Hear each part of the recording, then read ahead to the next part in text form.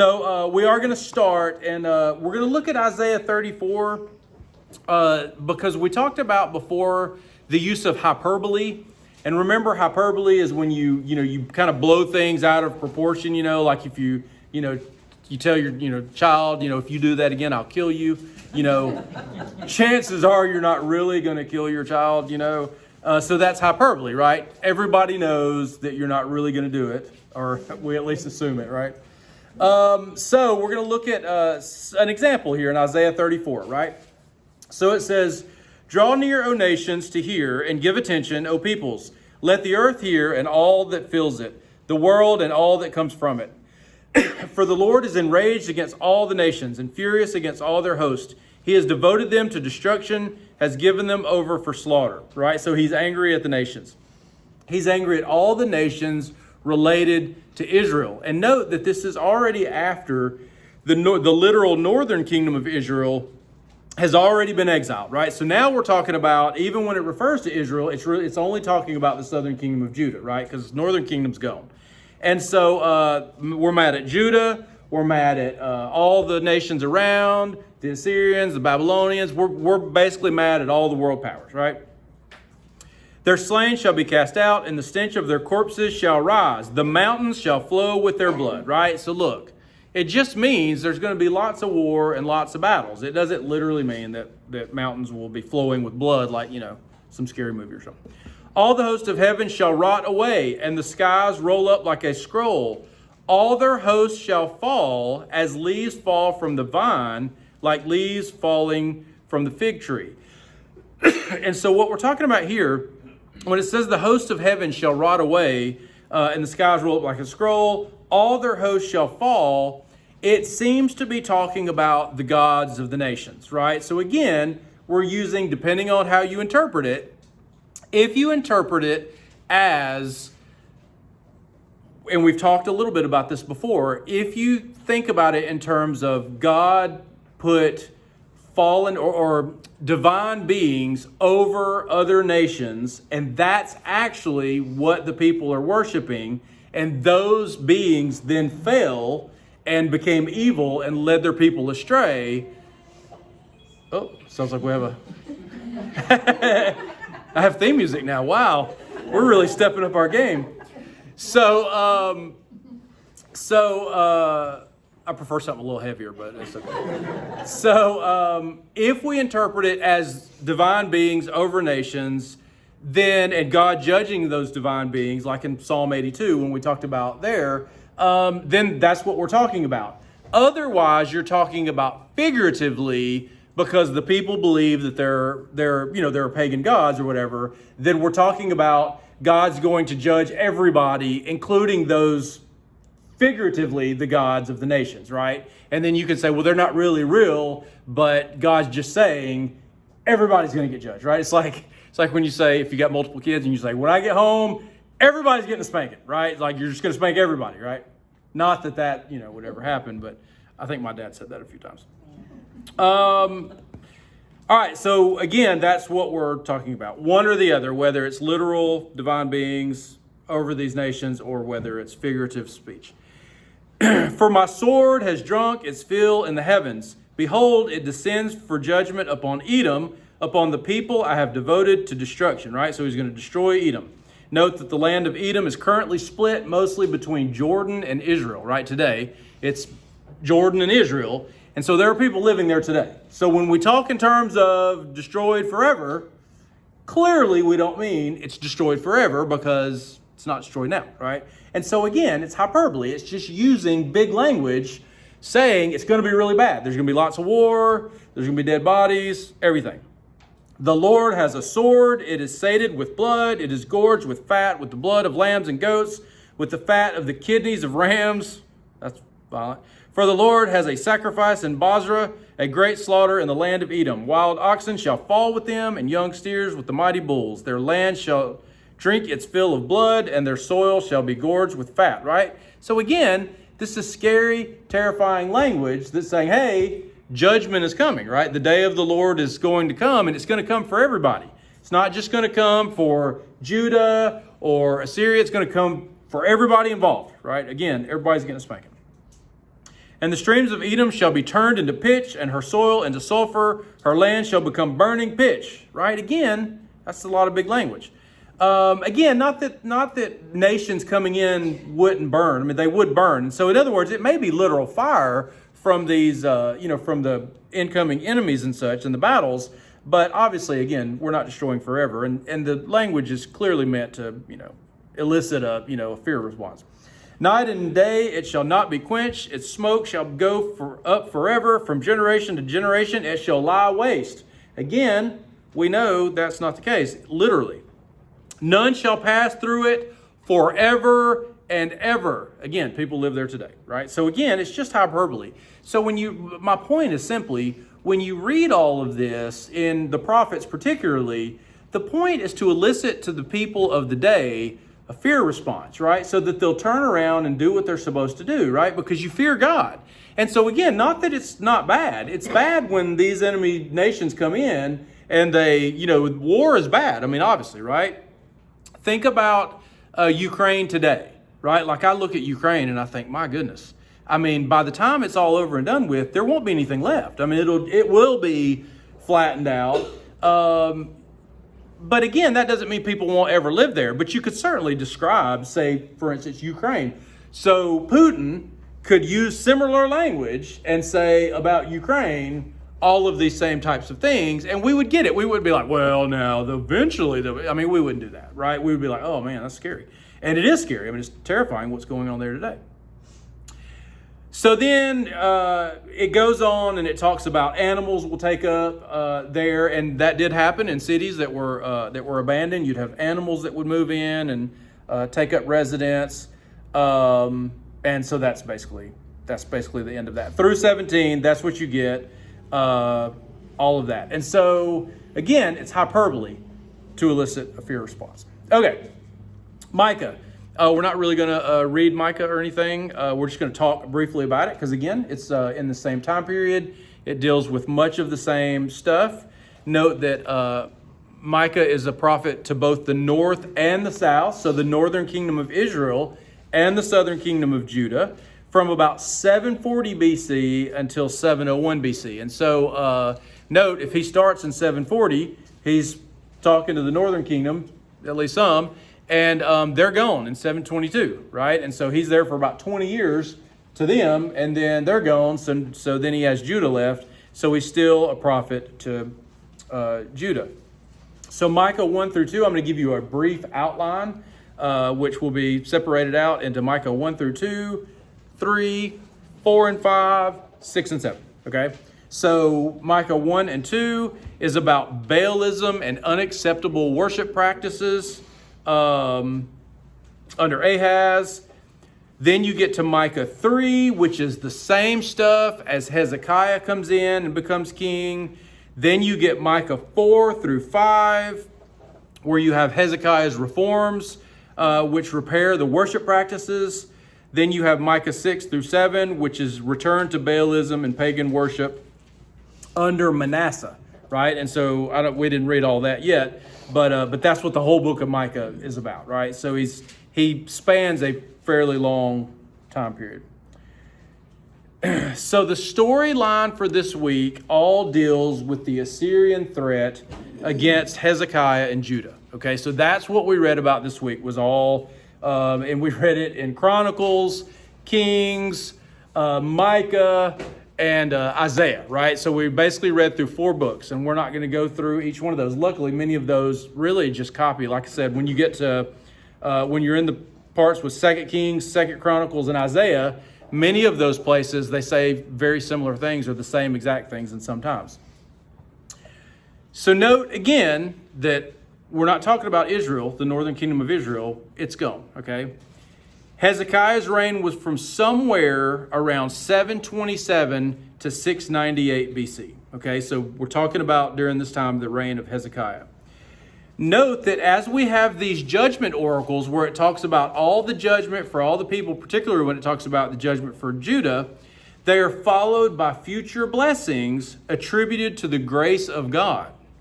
Not because of something they did right. It's not like, okay, you're all going to be great. You're going to turn into good, godly people. So eventually you'll be good. It does talk about a remnant, but the remnant will return, and then that remnant will be who God works with, right? And so that's the people who come back after the exile, and God works through those people.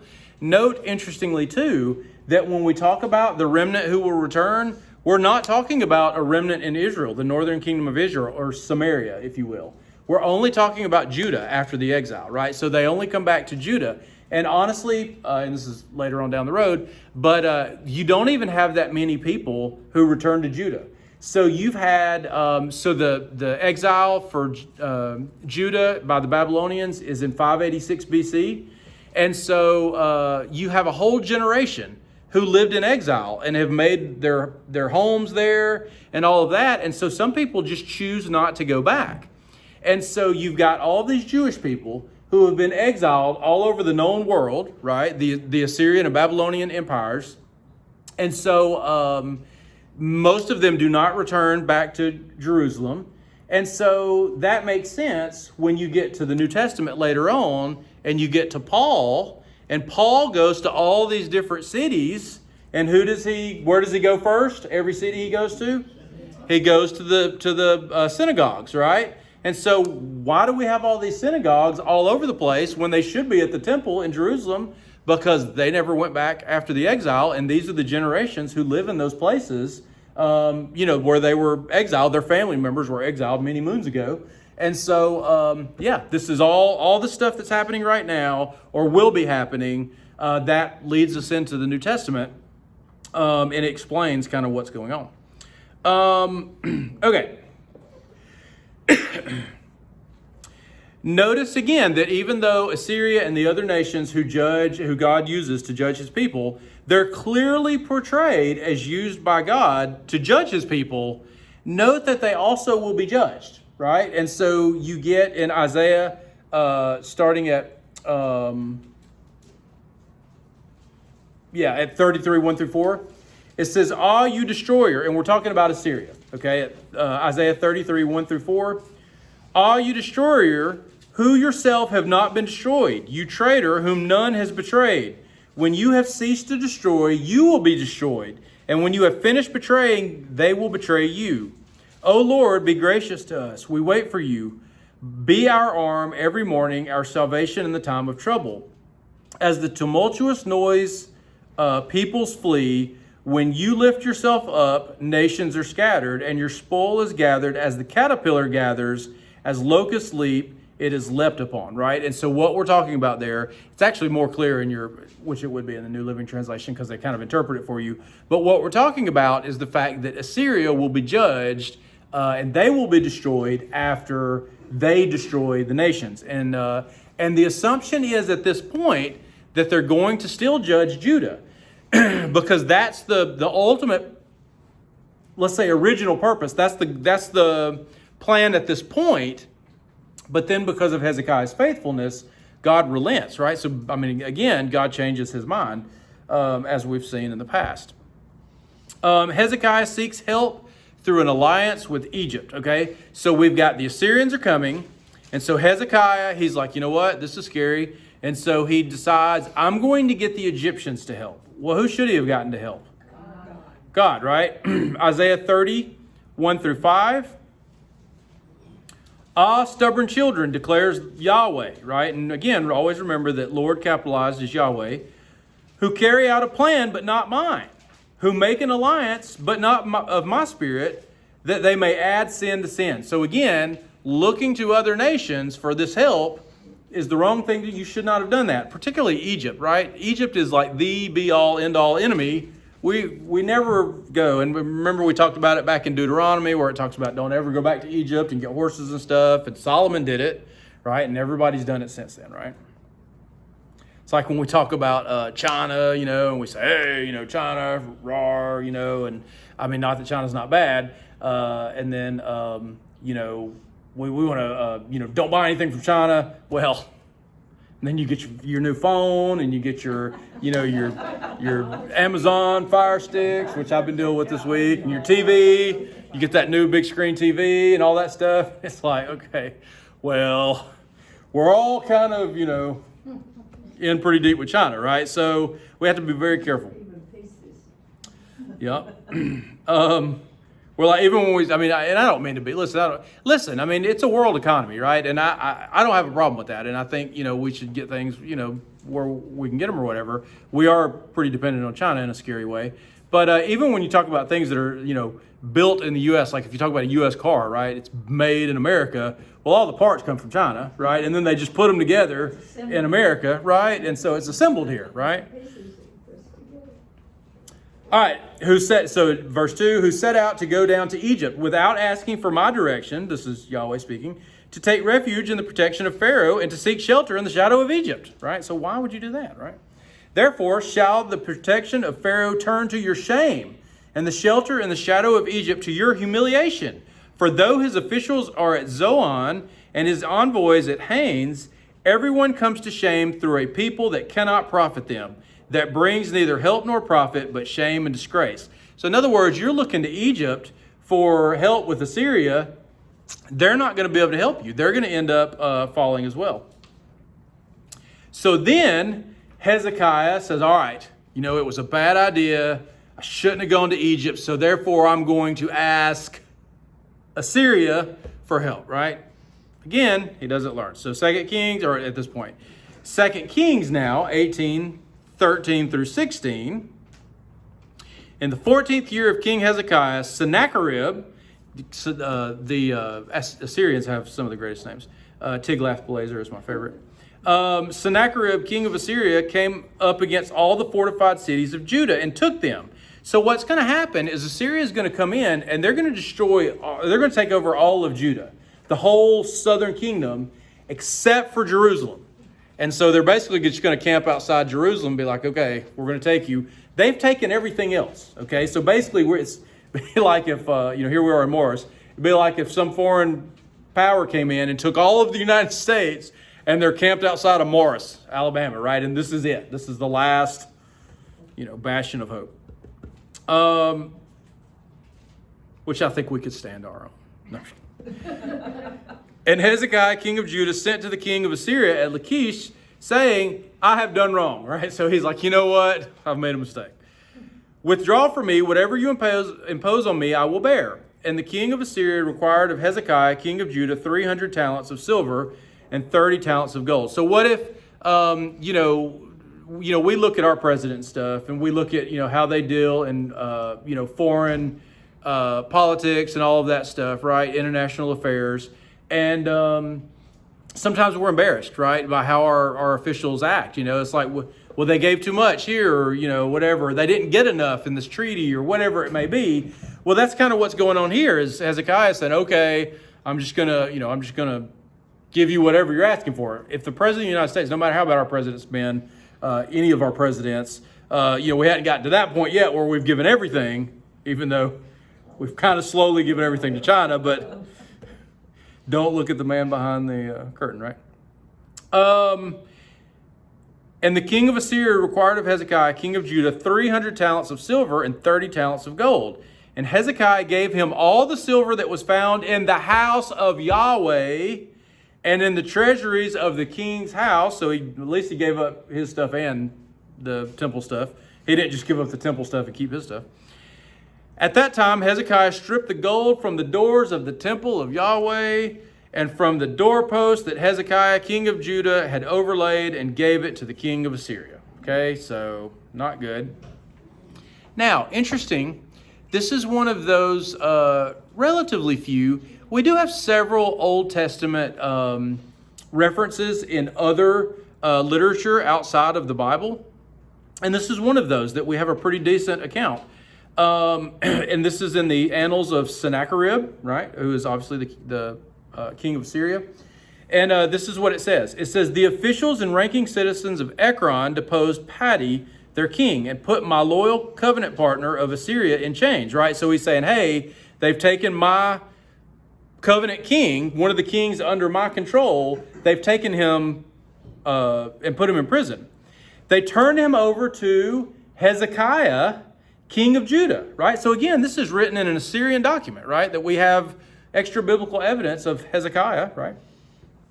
Once they realized what they had done, they called on the pharaohs of Egypt for military support. So you get that again, Hezekiah goes to Egypt, right, and tries to get support from Egypt. So again, right here in this extra biblical document, although the Egyptians and their Ethiopian allies marshaled a massive army against me, I inflicted a great defeat upon them in the plains of Eltica with the help of Asher, my divine patron, right? So the goddess Asher. I personally captured the Egyptian and Ethiopian chariots and their commanders during the battle, and then laid siege, conquered and looted the cities of Eltica and Timnah. Advancing to Ekron, I slew its rebellious officials and ranking citizens and hung their bodies from the towers of the city, right? So again, we make a big display when we go in and defeat somebody because we want people to know you don't mess around with us, right? And so again, it's like, if let's say, I'm a teacher, obviously, and, you beginning of the year, you want to make an impression on kids, you don't want them to run all over you, and so you have to be, pretty harsh, right? Well, if we killed one student every year and hung them out in front of the school, I'm pretty much sure that there would be no discipline problems, right? Because they would know when they came in, oh my goodness, right? And again, obviously that's ridiculous, but you see how it would change behavior right there on the front side. And that's exactly what they're doing here, right? They hang those bodies out there and they say, hey, listen, you might want to misbehave, but this is what's going to happen to you. We're not playing around. You're going to die, and your body's going to be displayed. And again, you even talk about, proper burials, which was a major issue. You don't even get a proper burial, right? So when we think of it today, I guess think about it like this. We think about it, let's say if you die in foreign service or service, in a foreign country, and God forbid you're killed, in the army, but they can't bring your body back. Well, that's a huge deal, right? That would be a big deal for the families and all of that. And so it's a similar kind of thing for them, right? If you're not buried properly, then, it's a huge deal. And so again, there's many issues with that. I enslaved all the rest of the people who had revolted against me, but released those who had not. King Patti was released from imprisonment in Jerusalem and once again placed on his throne so he could resume Ekron's tribute payments to Assyria. So again, that king, Patti, is paying tribute to Assyria. And when the alliance of Jerusalem and Ethiopia and Egypt, when they beat him in battle, the Assyrians came in. And it's kind of like the mob, right? So if you're paying the mob for protection, right, which is protection against the mob, really. But if somebody else comes in and does something to you, well, you're paying the mob. And if you get hurt or killed or whatever, then you're not going to be paying the mob anymore. So the mob's going to go after that person that's hurting you, and, bad things would happen, right? There might be some accidents, okay? So then, going on, because Hezekiah of Judah did not submit to my yoke, I conquered 46 of his fortified cities, walled forts, and countless villages in their vicinity. Notice this is 2 Kings 18:13 and 2 Chronicles 32:1, where it talks about that. I laid siege to the cities using earthen ramps, battering rams, and siege engines. In addition, my soldiers tunneled under the walls so they would collapse, right? So that's interesting. I never thought of that. So you got these ancient walls back in the day, and if you tunnel under them, it'll make them fall down. Who would have thunk it? I took 200,150 prisoners of war, young and old, male and female. I also seized more horses, mules, donkeys, camels, large and small cattle than we could count. I imprisoned Hezekiah in Jerusalem like a bird in a cage. I erected siege works to prevent anyone escaping through the city gates. I distributed the cities in Judah, which I had captured, to Metinti, king of Ashdod, and to Patti, king of Ekron. So all these client kings are getting more areas. And to Silabal, king of Gaza. During this campaign, I confiscated much of Hezekiah's land and collected gifts for myself in addition to Hezekiah's annual tribute payments to Assyria. Hezekiah, who was paralyzed by my terror-inspiring splendor, surrendered to me the elite troops which he had recruited to defend Jerusalem. They arrived at my camp with 420 pounds of gold, 11,200 pounds of silver, high-quality antimony for hardening pottery and copper, precious stones, couches and chairs inlaid with ivory, elephant hides, ivory tusks, ebony wood, boxwood, dyed cloth, linen tunics with full sleeves, wool dyed scarlet and purple, copper, iron, bronze, and tin ingots, chariots, shields, spears, armor, knives, bows, arrows, and other weapons, as well as Hezekiah's daughters, diplomatic wives, and male and female musicians. Furthermore, he sent his personal messenger to officially deliver these gifts and to accept me as his patron. That's a lot of stuff that he's given up, right? And look, all of that is from Assyria. That's Assyrian records that tell us that all the stuff that we just read about, or you might read about this week in your readings, all of that stuff has an extra biblical account also. And I just think that's cool. And so again, he might use a little hyperbole, but I mean, the biblical account pretty much said the same thing, right? Note, though, that it doesn't help. Assyria still goes to the gates of Jerusalem to defeat the rest of Judah, right? They want to take Jerusalem. So it's 2 Kings 18, 19 through 37. And this is a long section, but it has several important parts, right? It says, and the Rabshakeh. So note that Rabshakeh, in your translation, it may say like official, royal official, or something like that. We don't know exactly what a Rabshakeh is, but it's got to be some sort of royal, some sort of official, right? Or a diplomat or something. So some of your translators will just guess, and they'll say, well, it has to be something like this. So they'll put that in there, which is fine. There's nothing wrong with that, because that has to be what it is. Whereas here, the ESV translators say, you know what? We don't know exactly what that is. So we're just going to transliterate the Hebrew word and just put the Hebrew word in there in English letters and then say, we don't know what this is. And it probably has a footnote in the ESV that says royal official or whatever. And the Rabshakeh said to them, say to Hezekiah, thus says the great king, the king of Assyria, on what do you rest this trust of yours, right? So we've sent officials to Assyria, and I'm sorry, these are actually the Assyrian officials who have been sent to Jerusalem, and they're talking to Hezekiah's officials outside the gates of the city. Do you think that mere words are strategy and power for war? In whom do you now trust that you have rebelled against me? They're speaking for the king of Assyria. Behold, you are trusting now in Egypt, that broken reed of a staff which will pierce the hand of any man who leans on it. Such is Pharaoh, king of Egypt, to all who trust in him. So again, don't trust in Pharaoh. So look, you got God saying don't trust in Pharaoh. And then you've got the king of Assyria saying don't trust in Pharaoh, right? So you've got this fight from both sides, and it's about to get very personal with Yahweh. But if you say to me, we trust in the Lord our God, and notice they use the proper name, we trust in Yahweh our God, is it not he whose high places and altars Hezekiah has removed, saying to Judah and to Jerusalem, you shall worship before this altar in Jerusalem?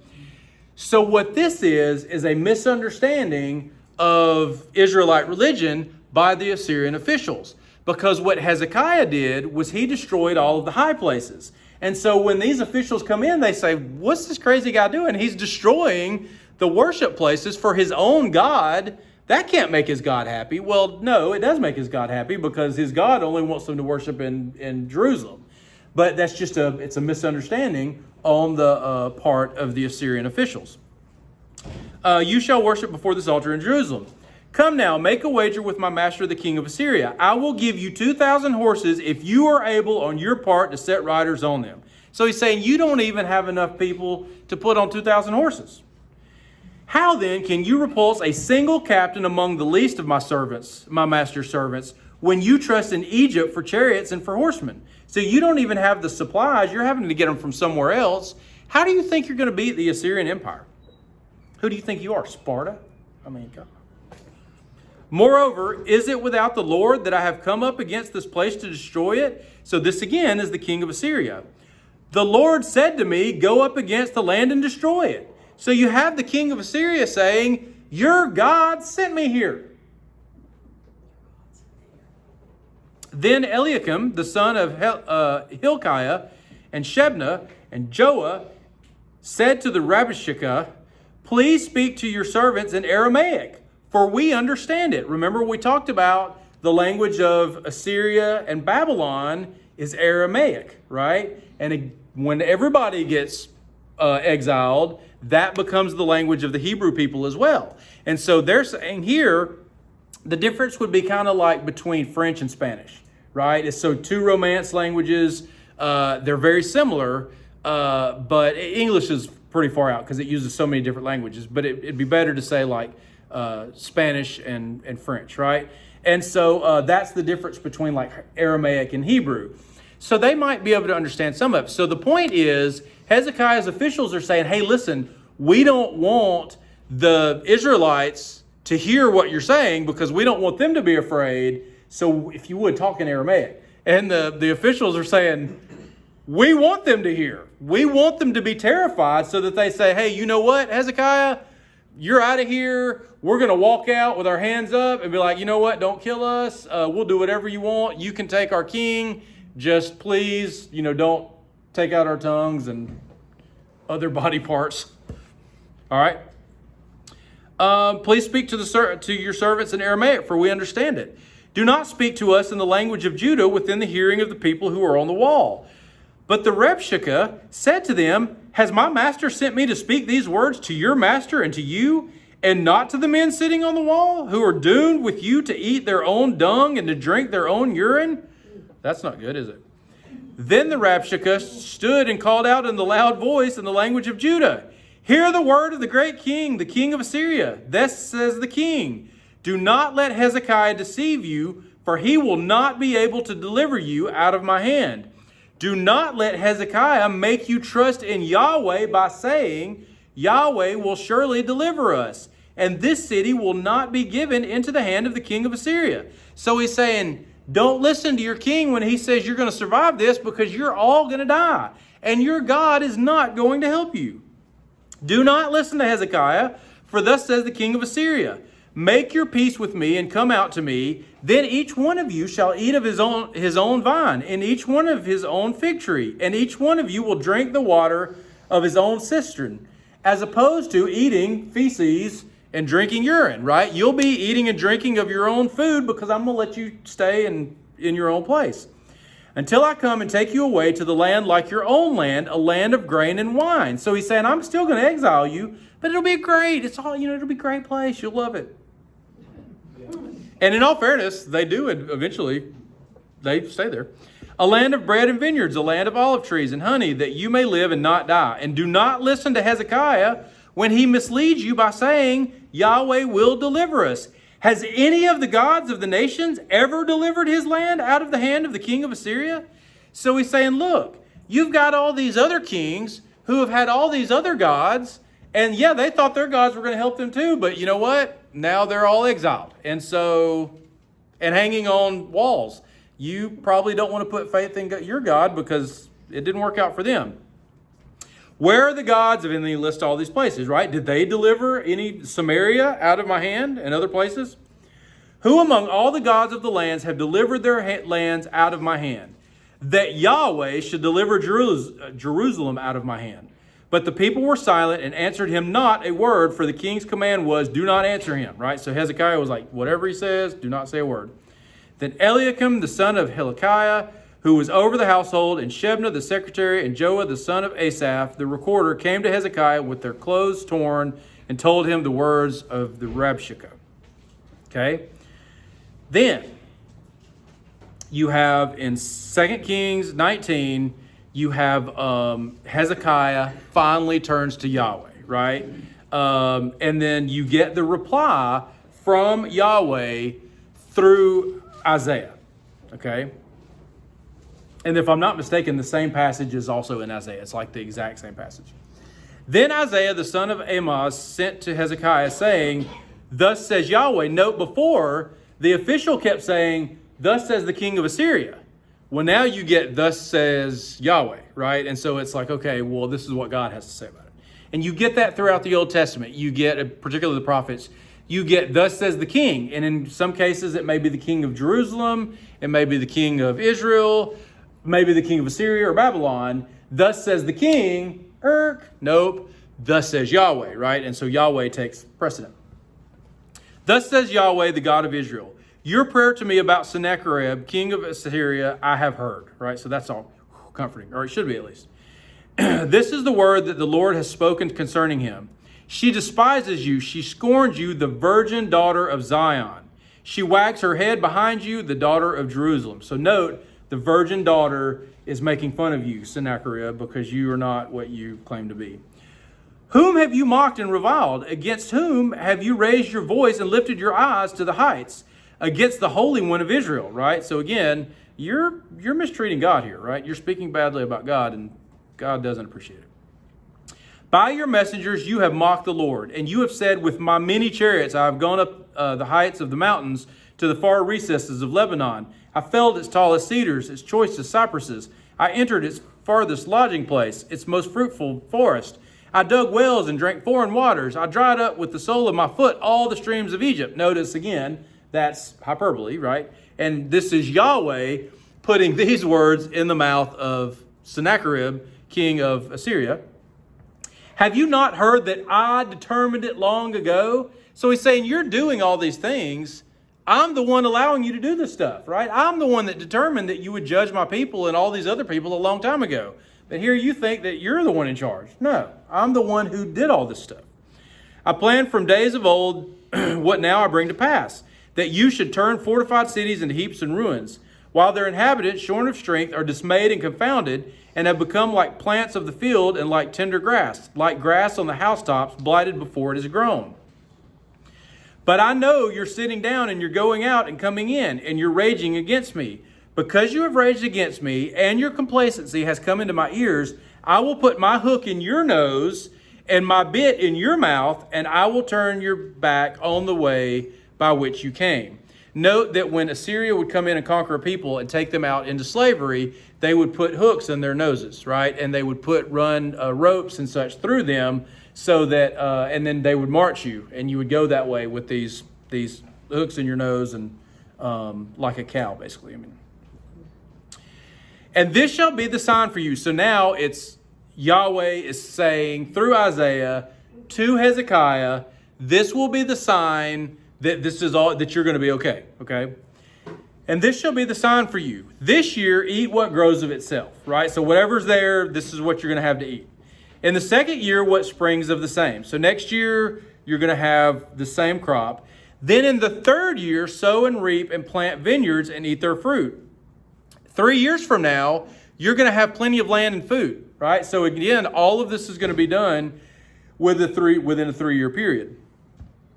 And the surviving remnant of the house of Judah shall again take root downward and bear fruit upward.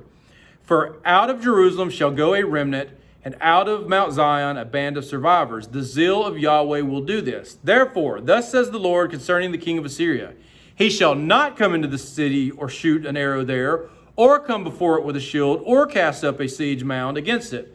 By the way that he came, by the same he shall return, and he shall not come into the city, declares the Lord. For I will defend the city to save it for my own sake and for the sake of my servant David. And that night, the angel of the Lord, right, which again is Yahweh in human form, and again, you can look at that as, if you want to look at that as God in human form is always Jesus, or however you want to look at it, it's God in human form, right? Struck down 185,000 in the camp of the Assyrians. And when people arose early in the morning, behold, these were all dead bodies. Then Sennacherib, king of Assyria, departed and went home and lived in Nineveh, which is the capital of Assyria. And as he was worshiping in the house of Nisroch, his god Adrimelech and Sherezer, his sons, struck him down with the sword and escaped into the land of Ararat. And Esarhaddon, his son, reigned in his place. Okay. So note there, so the interesting thing is, where is he when he's killed? He's in the house of his God, right? And so he had all these things to say about Yahweh, and that Yahweh couldn't defend his people, right? And then Yahweh sends him on his way back home. Well, then where does he die? In the temple of his own God. In anybody's mind around there would have been his own God couldn't protect him in his own temple, in his God's temple, right? So that's a big deal. Let's see. Trying to remember if I need to do this. Cut off. We already did that. Okay, this is another story about part of what happened. So 2 Chronicles 32, 20 through 23. It says, Then Hezekiah the king and Isaiah the prophet, the son of Amoz, prayed because of this and cried to heaven. This is about Sennacherib coming. And the Lord sent an angel, right? So this is a little different there, but it is the angel of Yahweh, who cut off the mighty warriors and commanders and officers in the camp of the king of Assyria. So he returned with shame of face to his own land, and when he came into the house of his God, some of his own sons struck him down with the sword. So the Lord saved Hezekiah and the inhabitants of Jerusalem from the hand of Sennacherib, king of Assyria, and from the hand of all his enemies, and he provided for them on every side.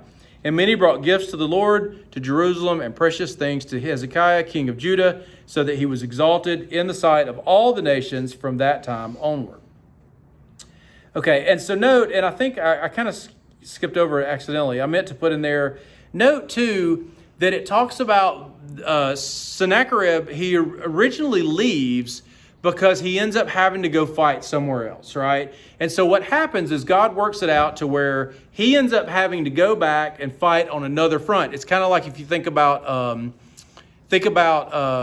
Germany during World War II, right? So he's fighting, all the allies and everything. And then the Soviet Union, when they enter the war, then you have Germany having to fight on two fronts. And so that's part of what, and they made it all the way to the capital of Russia. But that fight spread them thin, and so it made it to where, they were able to be defeated, right? And so you have a similar thing here where you have the king of Assyria having to go and fight on another front, and then it spreads out his troops. However exactly God kills, I know it says it sends the angel of the Lord. However exactly all those soldiers died and such, whether it be some sort of plague or however God chose to do that, that's what happened. You could think of, Jesus as a ninja or whatever, and he just kills all those people. But who knows? All right, God does what God does. And then lastly, you have some pretty sad foreshadowing for what's to come, right? Which is foolishness on Hezekiah's part. Note that last part talked about how he was, and many brought gifts to the Lord, to Jerusalem. This was at 2 Chronicles 32:23. And many brought gifts to the Lord to Jerusalem and precious things to Hezekiah, king of Judah, so that he was exalted in the sight of all nations from that time onward.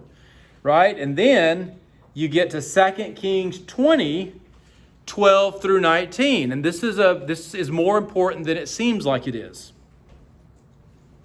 So at 2 Kings 20:12 through 19, it says, "At that time, Merodach-Baladan, the son of Baladan, king of Babylon," so listen, not to be outdone, the Babylonians, they have pretty cool names too, "sent envoys and letters and a present to Hezekiah. For he heard that Hezekiah had been sick," right? And so, of course, Hezekiah ends up sick. He prays to God. God heals him and says, "I'm going to let you live for 15 more years." And so then he gets gift from Babylon, right? And it's like, oh, it's kind of like the Trojan horse, right? What do they say? Beware Greeks bearing gifts. And Hezekiah welcomed them, and he showed them all his treasure house, the silver, the gold, the spices, the precious oil, his armory, all that was found in his storehouses. There was nothing in his house or in all his realm that Hezekiah did not show them. Can you see a problem here? Okay. It's like me whenever I buy like a new guitar or something, I always want to like post it on Facebook. And I'm like, you know what? Maybe not. It's probably not smart because then everybody knows, hey, there's something to steal. Then Isaiah, the prophet, came to King Hezekiah and said to him, "What did these men say?" He's like, hey, what were the Babylonians here for? And from where did they come? Well, technically, then I guess he said, who are those people and why are they here, right? And Hezekiah said, they have come from a far country, from Babylon, right? So at this point, poor, naive Hezekiah, he's like, I don't know, this place called Babylon, and I don't know, it's like a podunk place out in the middle of nowhere. Nope, it's the empire that will eventually take you out. Or, he won't be alive.